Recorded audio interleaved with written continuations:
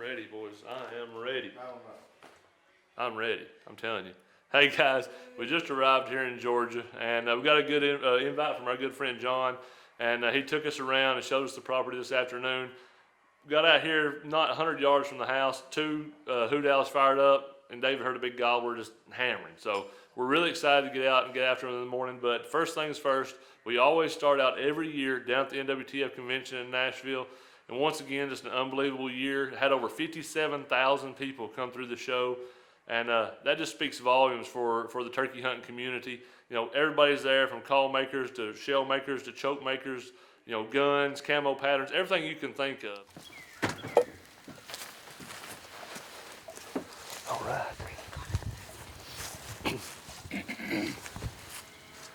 It's first morning here in Georgia. To say we are excited is an understatement. Had a good night's sleep, got up, had us a good breakfast of deer meat Slim Jims, some bottles of water. You ready, Blake? Got the boss with us this morning, David behind the camera. I'm lucky enough to be sitting behind the gun first. But yeah, first morning. I mean, what else is there to say but let's go out and make it happen.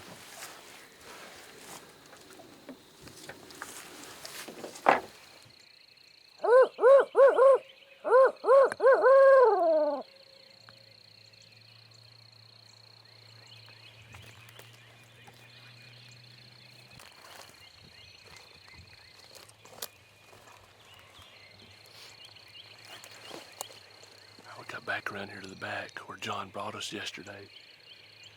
This big cornfield wraps around into this bottom right here, into this creek bottom. And it sounds like those turkeys are maybe 100 yards off the field edge right up in the back of this holler.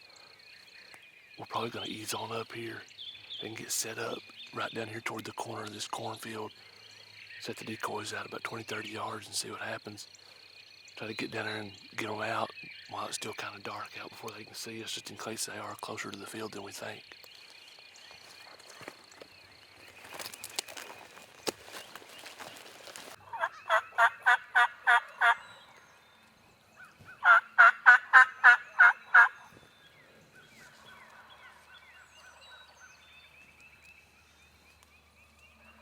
God, you hear them way up through there?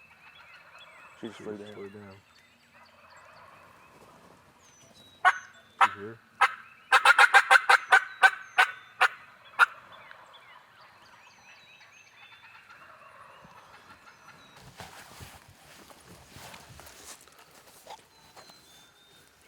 Well, the birds either gave up on us. Well, they had to give up on us because we're giving up on them. What was that? Is that cow? I don't know what that was. That was a cow. Weird. It's like a...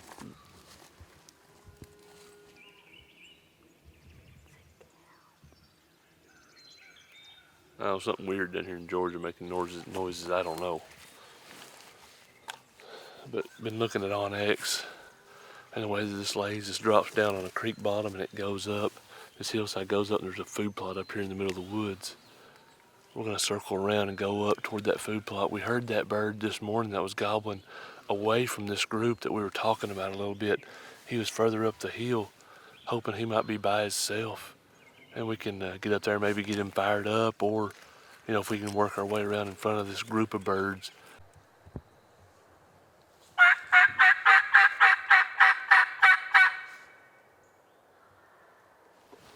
Still down in that holler. Right there.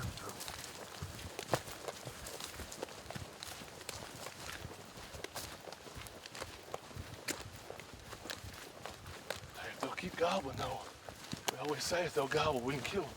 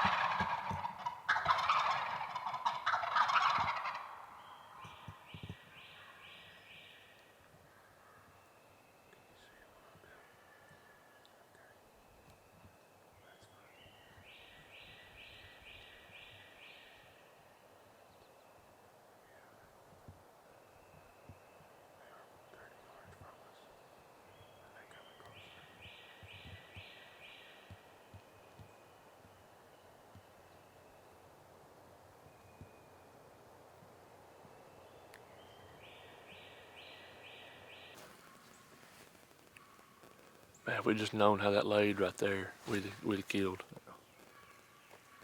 What we did, we came down the road. Well, actually, we saw these birds right down here in the field. We did a complete circle on them because it's super thick over on this side. Got over here in these open pines, and it worked to a T to a certain extent.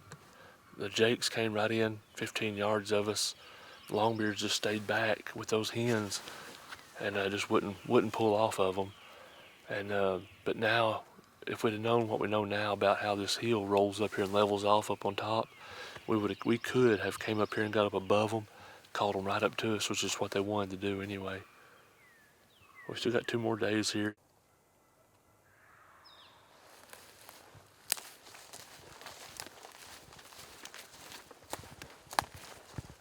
Get right on the other side of that white log right there and set up right on that little ridge, you think?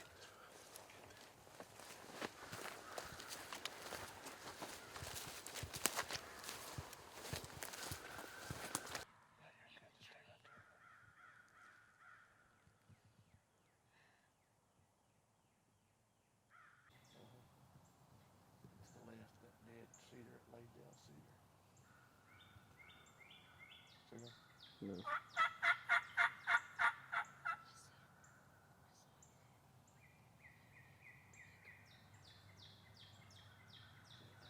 No. It's here 12 o'clock. Yeah, I'm looking at 12 o'clock. Oh, I see it now.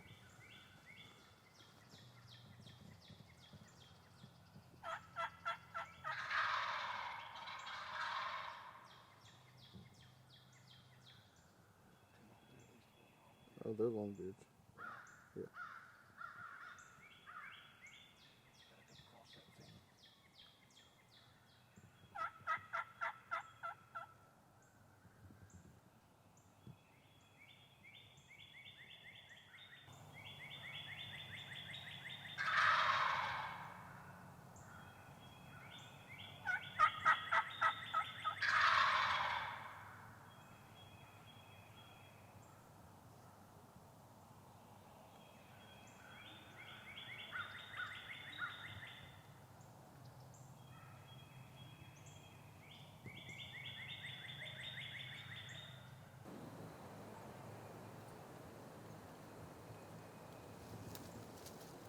Six longbeards. Where they at? That one's wanting to strut.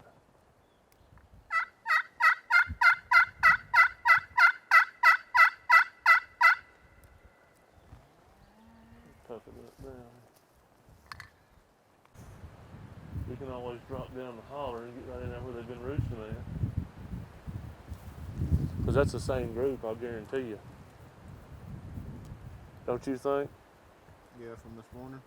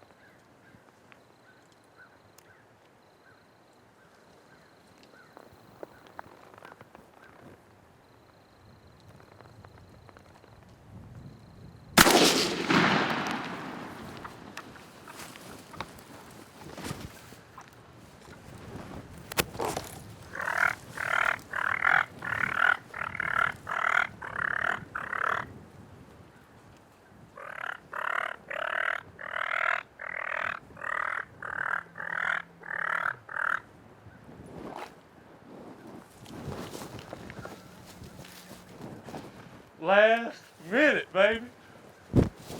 Can you believe that? I can't believe that Hey. just happened. How about it, Blake? That's at 30. I didn't think it was gonna happen, man. Last minute, I had the old strutter laying there beside me. And they did exactly what that, we had another gobbler come out a minute ago right down here, and he got spooked by the decoy and left. I was like, what the heck, man? What is wrong with these turkeys? And we were sitting there, and all those birds that we've been watching for the last 2.5 hours out in the middle of this field finally worked this way. We know they've been roosting right down here every night. Ah. And last minute, whenever they were cutting through there, I thought, well, I'm going to give it a try. And I held up the strutter decoy, and here they came, man. How about that, Blake?